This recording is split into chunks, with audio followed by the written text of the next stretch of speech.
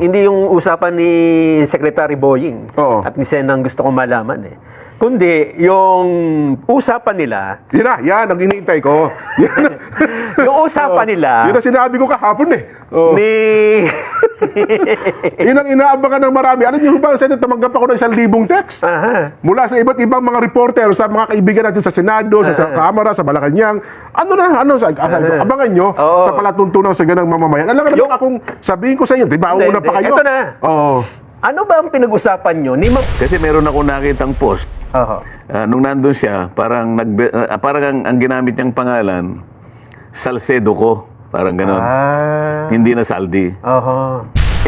Bakit yung insertion mo, puro pangalan mo? Okay. Anong interest mo sa Mindoro Oriental? Anong interest mo sa Abra? Puro pangalan mo nakalagay. 13.8 billion. Paano mo nagawa yun? Di ba? Puro pangalan. Ewan ko, dalawang probinsya pa lang yun. Meron ka pa bang iba?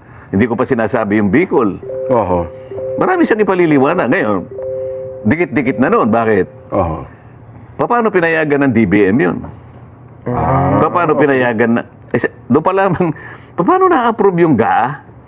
Pagkatapos walang gustong magkusa, tinatanong ko yung undersecretary na babae, wala raw siyang kinalamanan. Hindi niya raw kilala kung sino yung mga nag-i-insert. Dahil hindi naman daw siya parte ng BICAM. Palagay mo, hindi.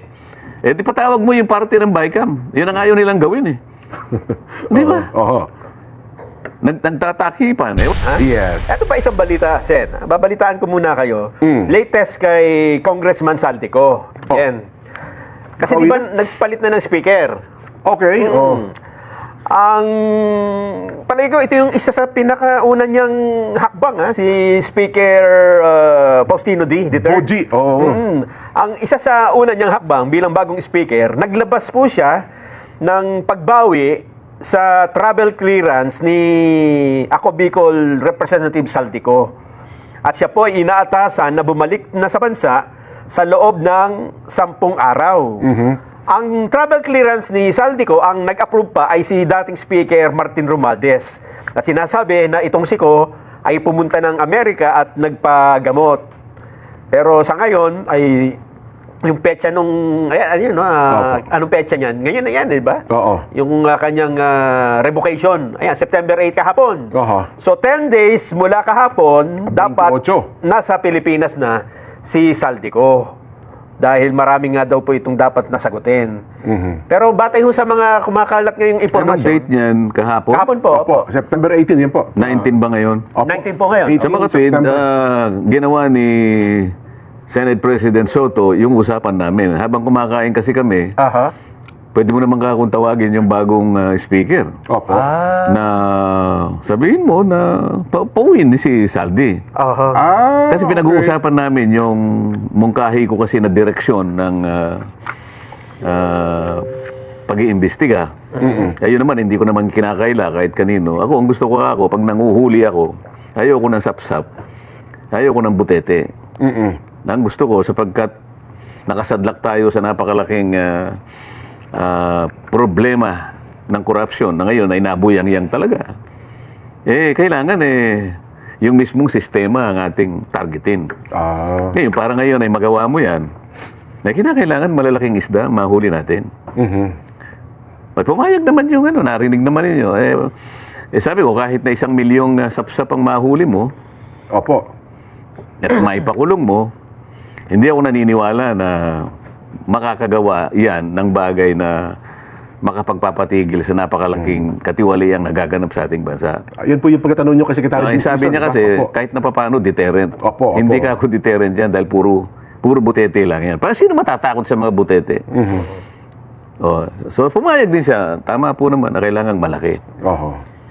Mula doon sa discussion na yun, sabi ni Senate President, habang kumakain kami. Yung nag-break kayo.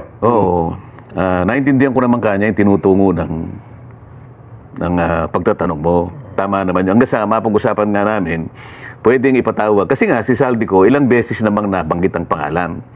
Doon lamang sa doon sa sinumpaang salaysay ng mga Diskaya, nabanggit na yung pangalan. Bagamat ang pagkakabanggit ay mula doon sa mula dun sa dalawang congressman na kanyang in-identify. Name drop daw po yung pangalan nila. Name drop kasi Opo. nagtanong siya, bakit dito 25% lang, bakit dito 30 ang kinukuha nyo? Aba, yung sa amin dito kasi, may manggagali, may pupunta kay ganito, binanggit ang pangalan ni Opo. Saldico at ang pangalan ni Speaker. Oo. So para pagkatapos noon, sabi ko, maliban pa dyan, nakita mo naman si Toby Chanco, nagpasya naman na mag-testify. At tuwi rin niyang binanggit ang pangalan ni Saldico. Hindi lang binanggit, pinakita niya yung napakahabang listahan. Kasi palaging gusto pinag-uusapan, resibo, di ba? Napakahaba ng resibo na talaga namang yung mga insertions, 2 probinsya lang. 2 probinsya lang. Pag sinuma mo yung mga insertions, 13.8 billion pesos. Ang pangalan ni Saldico ang nakabuyang yan doon. Ngayon, ibig ko sabihin, sino ba tinutugis natin dito? Butete? Pauwiin mo. Doon nagsimula yung usapan. Aha. So, kahapon ay 18. Oo, ganyan gagawin ko. Baka tinawagan. Oo, pwede. O, halimbawa, pag ayaw niyang bumalik, o di kansilahin yung passport. Parang yung ginawa ninyo. Para kay Arnie Tevez. Parang nangyari kay Arnie Tevez. Oo. Ganun ang gusto ko na direksyon sana. Pero bakit mukhang nanawagan din si Majority Leader Sandro Marcos, di ba kahapon? Oo. Yun din ang kanya naging panawagan na mapauwi nga si Kong Saldi. Lumilitaw naman sa mga impormasyon na natatanggap natin na nandito na sa Pilipinas. Si Saldico. O di maganda. Para sa ganun, masabi na kagad para maimbita kagad. Sa Pilipinas na, baka ibang ko yan. Marami kasi. Atoy ko. Hindi, may nakakita daw na nakahood dyan, dumating nung Sabado, dyan sa September 30. Madali yan sa Pwede naman i-check yung manifesto ng immigration. Makikita nyo dyan kung May anong entry. aircraft ang kanyang sinakyan. Kung Di talaga. ba? Tama Anong kayo. oras dumating. May mga yung passenger manifest, malinaw yan Maliban na lang, sir, kung ibang ginamit na pangalan. Nag-disguise. Kasi meron ako nakitang post. Nung nandun siya, parang ang ginamit niyang pangalan, Salcedo ko. Parang gano'n. Hindi na Saldi. Pwede rin. Di hanapin mo yung Salcedo ko doon sa manifest ko. Yun. Pero ang importante, kung nandito man yan o wala, ang importante, pinapauwi na.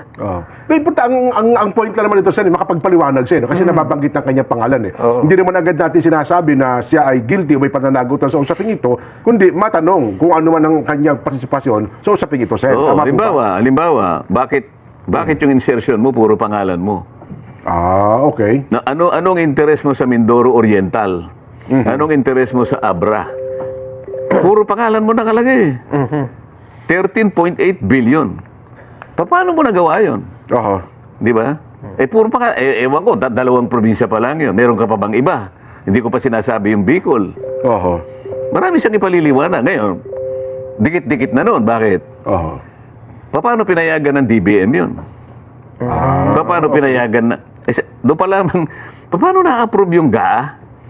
Pagkatapos walang gustong magkusa, tinatanong ko yung undersecretary na babae, wala raw siyang kinalamanan. Hindi niya raw kilala kung sino yung mga nag-i-insert. Dahil hindi naman daw siya parte ng BICAM. Palagay mo, hindi. Di patawag mo yung parte ng BICAM. Yun ang ayaw nilang gawin Di ba? Nagtatakipan. Ewan ko Well, so, Ay, hindi. May isa pa pala siyang problema dyan, di ba? Ano daw? Yung tinatanong siya ni Congressman Terry Redon.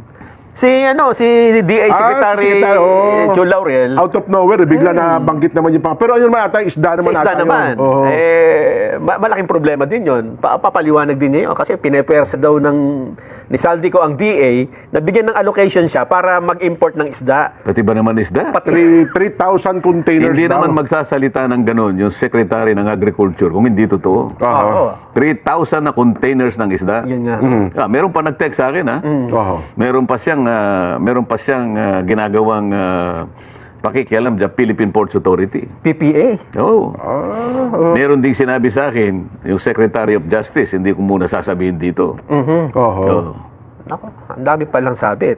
Secretary of Justice mismo, Boy, ang nagsalita. Hindi ba magkausap kami kahapon? Opo. Mamaya, kukwento natin yun. Pero hindi na muna natin ibubulgar yun. Kasi sapagkat, Ako naman, matsaka matagal nating kaibigan yung Secretary Boying, Sen, di ba? Oh. Oo naman. Wala naman doon ang issue eh. Yun naman, Pero ang tagal Jen, nating ano yan eh. Jen, ang